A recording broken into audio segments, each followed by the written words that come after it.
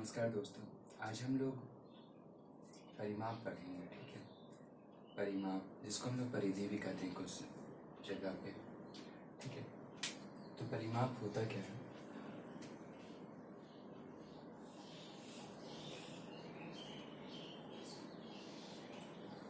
परि मतलब होता है चारों तरफ। ठीक है, परि जो है उसका मतलब होता है चारों तरफ।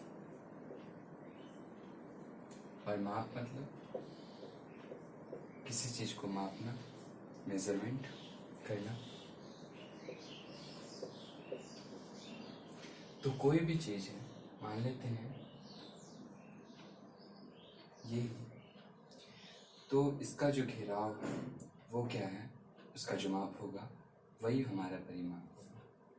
तो हम लोग इसे समझने के लिए सिंपल साधारण फिगर का इस्तेमाल करते हैं। सिंपल फिगर, तो सबसे सिंपल फिगर हम एक त्रिभुज लेते हैं। तो इसका परिमाप क्या होगा? परि मतलब इसके बाहरी किनारा। तो इसका बाहरी किनारा क्या है? ये सब, मतलब इसकी जो भुजा है। तो इसका माप मतलब इसके भुजाओं का जो माप होगा वो हमारा परिमाप होगा। तो सीधे भाषा हम लोग क्या कर सकते हैं? भुजाओं का माप क्या कहलाएगा? परिमाप। ठीक है, तो यहाँ पे कितनी भुजा है? 3 भुजा। तो इन तीनों भुजाओं का जो माप होगा उसको जोड़ेंगे तो हमें मिल जाएगा त्रिभुज का परिमाप। इसलिए इसका जो परिमाप का जो सूत्र होता है उसे हम लोग लिखते हैं त्रिभुज का परिमाप बराबर त्रिभुज के तीनों भुजाओं का योग। ठीक है, अगर हम एक त्रिभुज ले लें,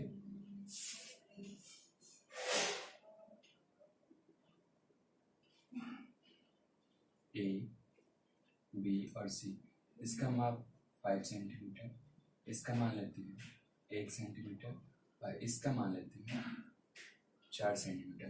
तो इसका परिमाप क्या हो जाएगा?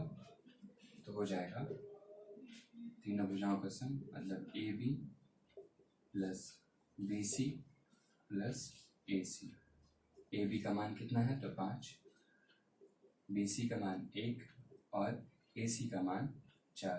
तो मिला के कितना? 5 1 6 6 4 10, मतलब 10 सेंटीमीटर। बात समझ में आ गया? त्रिभुज का परिमाप क्या है। उसी तरह से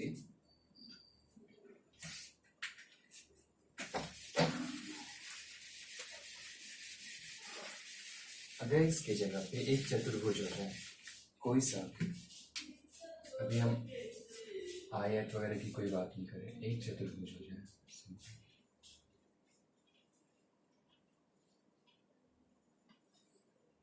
ठीक है, नाम दे देते हैं ए बी सी और डी। ये मान लेते हैं 3 सेंटीमीटर, ये 2 सेंटीमीटर, ये 6 सेंटीमीटर और ये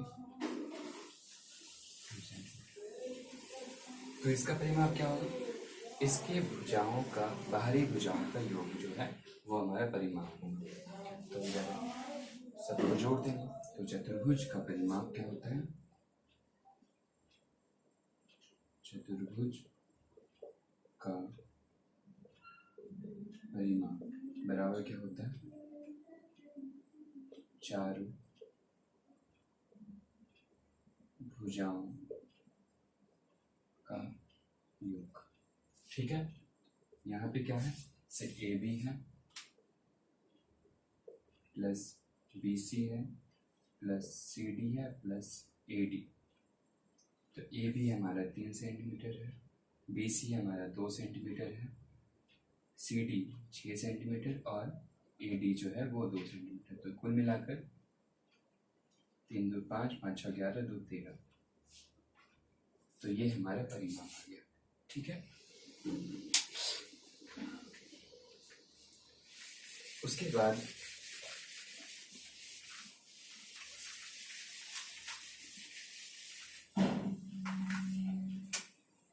वृत्त लेते हैं।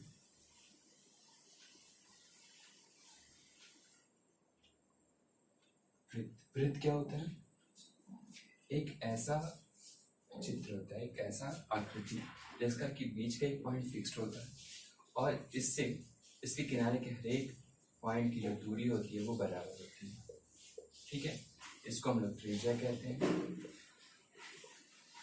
इसको हम लोग ये जो फिक्स्ड पॉइंट होता है इसको केंद्र कहते हैं और ये जो रेखा होता है ये हमारा परिधि होता है।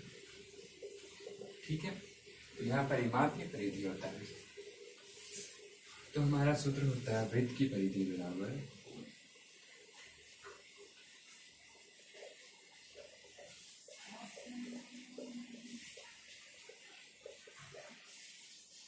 To pi are.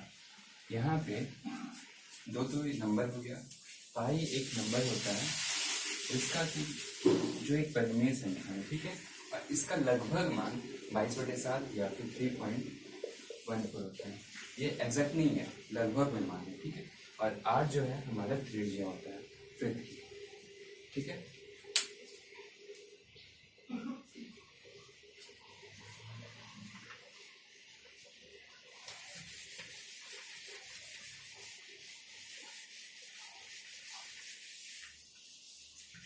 अब देखते हैं।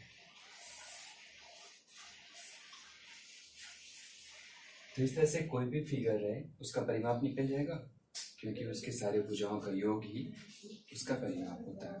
ठीक है, अब हम त्रिभुज की बात करते हैं।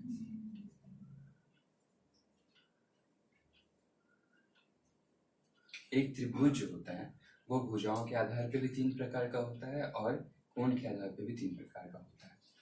भुजाओं के आधार पर क्या क्या होता है? भुजाओं के आधार पर त्रिभुज का प्रकार एक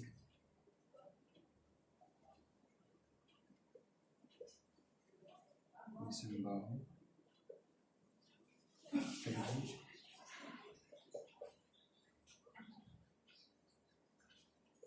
समद्विबाहु त्रिभुज और समबाहु। ठीक है, जब कोई भी भुजा आपस में बराबर नहीं होगी, ठीक है, कोई भी भुजा एक दूसरे बराबर नहीं हो तो हम लोग इसे कहेंगे विषम बाहु त्रिभुज। विषम मतलब जो बराबर ना हो और बाहु मतलब भुजा। तो ऐसा त्रिभुज जिसका कि कोई भी भुजा आपस में बराबर ना हो तो उसे विषम बाहु त्रिभुज कहेंगे। समद्विबाहु त्रिभुज, अगर किसी त्रिभुज में उसका दो भुजा, कोई भी दो भुजा, ये या फिर मान लो ये दोनों या फिर ये दोनों, कोई भी भुजा आपस में बराबर हो हम लोग उसे कहेंगे समद्विबाहु त्रिभुज। इंग्लिश में से कहेंगे आइसोसेलेस ट्रायंगल और ये पहले वाले में कहेंगे स्केलेन ट्रायंगल। ठीक है, अब ये जो है समबाहु त्रिभुज, अगर तीनों भुजा आपस में बराबर हो जाए तो हम उसे कहेंगे समबाहु त्रिभुज। ठीक है, तो इसके लिए देखिए, जब भी समबाहु त्रिभुज होगा मान लेते हैं हमारा ए बी और सी, ये ए है ये बी है, लेंथ ए बी और सी, तब इसका त्रिभुज का परिमाप क्या हो जाएगा?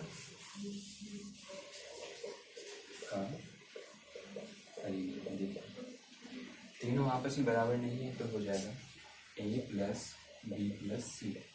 ठीक है, अब समझिए बाहु त्रिभुज, इसमें क्या हो, कोई दो बराबर, मान लेते हैं बी और सी बराबर है। ठीक है, तो इसके लिए क्या हो जाएगा ए प्लस बी, हम लोग दो बार लिखेंगे ए प्लस 2 भी लिख सकते हैं, मतलब एक भुजा प्लस दो भुजाओं का गुणनफल। ये हमारा समबाहु त्रिभुज के लिए। और समबाहु त्रिभुज के लिए क्या हो जाएगा? तीनों आपस में बराबर हो जाएगा तो ए प्लस मतलब 3, मतलब 3 गुना भुजा जो होगा वो हमारा समबाहु त्रिभुज के लिए परिमाप निकालने का सूत्र हो जाएगा। ठीक है,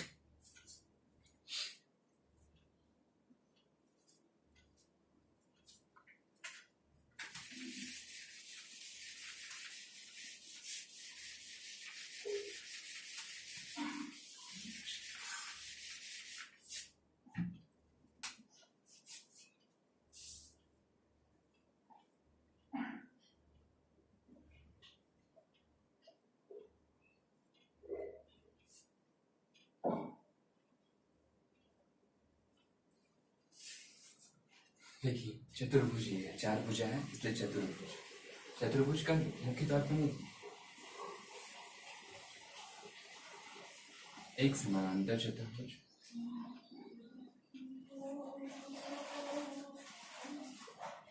दूसरा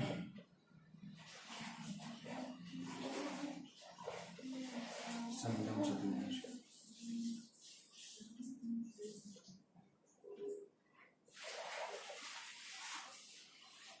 मुख्य तौर पे ये दो देखते हैं, ठीक है। समांतर चतुर्भुज, इसमें क्या होता है, आमने सामने के जो भुजा होती है चतुर्भुज की वो समांतर होती है, ठीक है।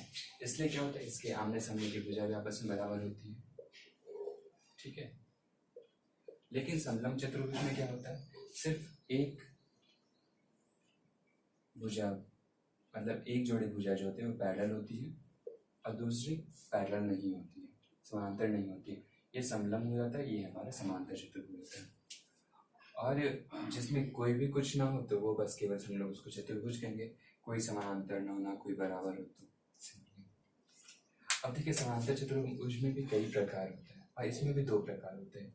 जब ये दोनों तो पैरेलल हो ही लेकिन ये दोनों आपस में बराबर हो जाए तो इसे कहेंगे समद्विबाहु समलंब चतुर्भुज, और जब ये बराबर नहीं हो तो केवल समलंब चतुर्भुज, ठीक है। अब समांतर चतुर्भुज,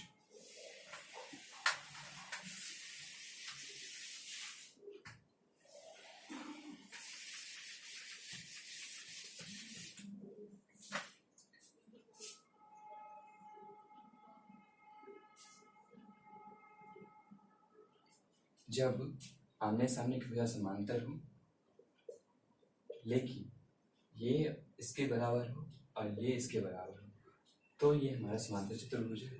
लेकिन जब ये एंगल जो है वो हमारा 90 डिग्री बन जाए सारा और ये कंडीशन यही रहे तो ये ऐसा हो जाता है,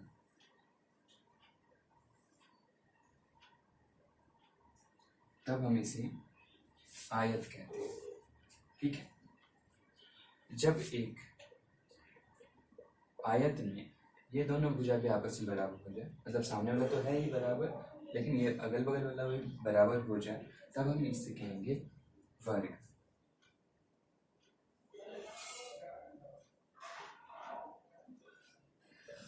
इसकी चारों भुजा बराबर होती है और हर एक कोण 90 डिग्री का होता है, ठीक है। इसके बाद